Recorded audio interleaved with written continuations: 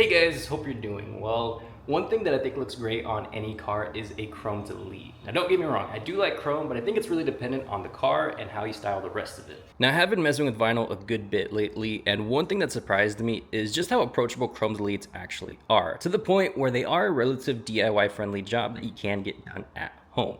So today I'm going to walk you through a bit of the ins and outs, some things to know, as well as a bit of the process if you're wanting to do a job like this. Now, a little disclaimer, this of course isn't going to be to the quality of a professional job. The wrap industry is a pretty big business, so there's professionals for a reason. But if it is something that you're just wanting to dabble in, save yourself a few $100, let's get to it. Now, usually when you're in the market for chrome delete, you're going to find a product similar to this. This is a pre-cut strip of gloss black vinyl that you can use for areas like the window trim.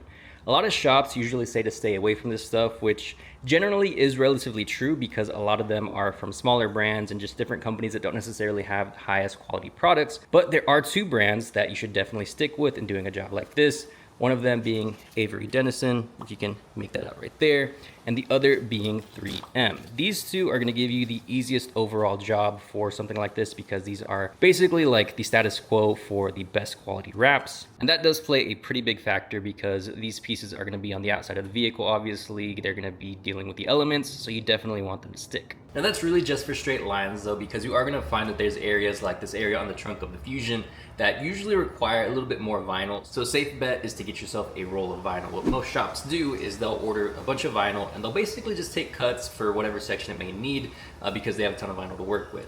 Now the thing is, you don't need an entire roll like for a whole car because you're not doing a whole car. You can actually get smaller rolls such as this one. This is only a few feet because it's just for the chrome areas. And this is really ideal because it's not nearly as expensive and you have plenty of vinyl that you can actually do multiple cars with. It also gives you a lot of cushion if you happen to mess up because you can keep going because you got plenty of vinyl to work with. Now you can get a lot done with just some rubbing alcohol and an X-Acto knife. The 30-degree knife is the better option to get because that is the industry standard, but if this is just kind of stuff that you have lying around, it's definitely doable, so that's what we're going to be using today to show you that it can be done. But we're going to start off with the rubbing alcohol. Now you can also take it a step up and get denatured alcohol, but again, if you have rubbing alcohol, this is fine as well. Now the good news is for this piece, it's brand new. Yvette was so kind to actually buy me this piece that I've been missing on my car for a minute now. But that doesn't mean we are good on not having to clean it because you want to still be as thorough as possible. We also have this little film on here, which taking it off, it's probably gonna leave behind at least a little bit of residue. Because the thing is, it's really the edges that can make a wrap look professional or not. We're gonna start off by cleaning the area as thoroughly as possible. We're gonna give it like 3 passes because the biggest thing is you don't want the vinyl to stick to any form of debris or just contaminants in the area. And if you're doing areas like trim, it's gonna be really caked in there in those little crevices. You wanna get all of that out because the biggest thing is you want it to stick. The cleaner it is, the better it's gonna hold and the longer it's gonna hold as well. And a lot of the times it's those little crevices where it's not holding properly, causing it to peel at the edges.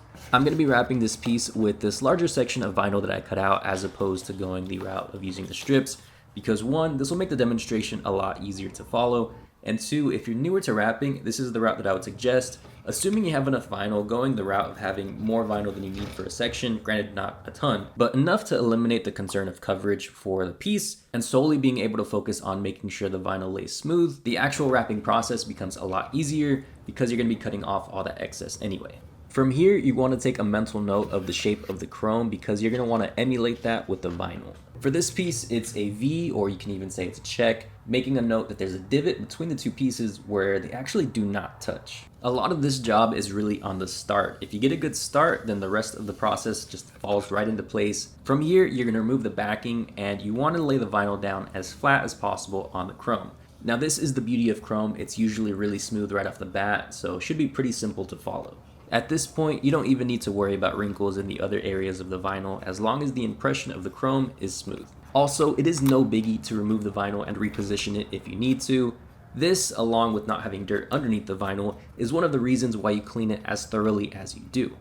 Once you've got the general impression down, you're going to start from the center of the piece and work your way towards the edges of the chrome, trying to keep everything as smooth as possible. This portion of the job is probably going to go by a little slower. Chrome usually has somewhat of a curve to the surface and this piece is no exception. You do want to take your time though because you want to make sure that you're getting the vinyl properly pressed into all those edges. At this point, you're most likely going to have some tension. The vinyl is going to want to lift up and not necessarily press all the way down. this is basically what you're trying to counteract. If you're having a hard time, you can definitely use a heat gun or a blow dryer, whichever you might have. This makes the vinyl a lot more malleable. You just want to make sure not to overdo it because it can mess with the finish of the vinyl. Another thing to help with the tension and making sure you get the vinyl in those edges is to have some relief cuts.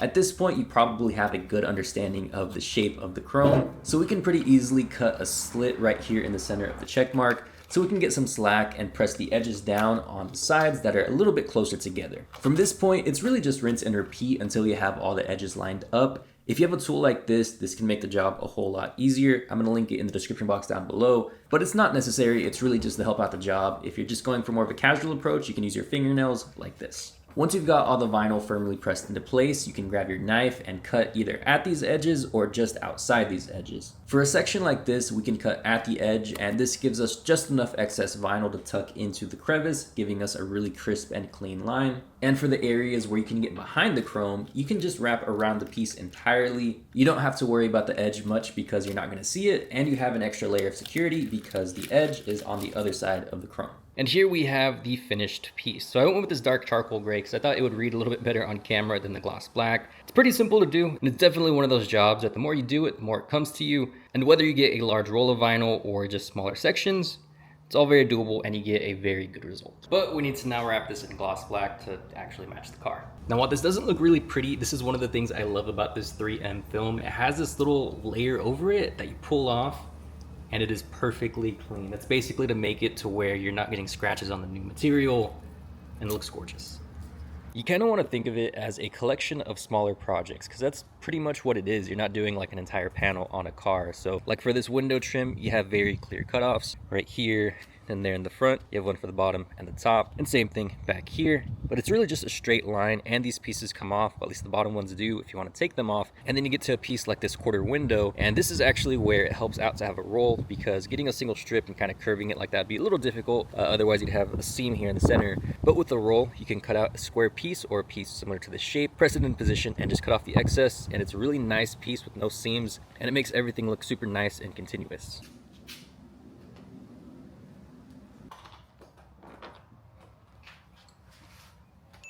Well guys, we finally got the new piece installed, and it is looking awesome. No longer an eyesore there. So I want to give a big thank you to Yvette for not only getting me this piece, but also getting me the vinyl to use for this video. So thank you so much. I love you. And a list of little gifts that Yvette gives me that I put on this car continues to grow. Now the only thing left is this little tow hook cover section.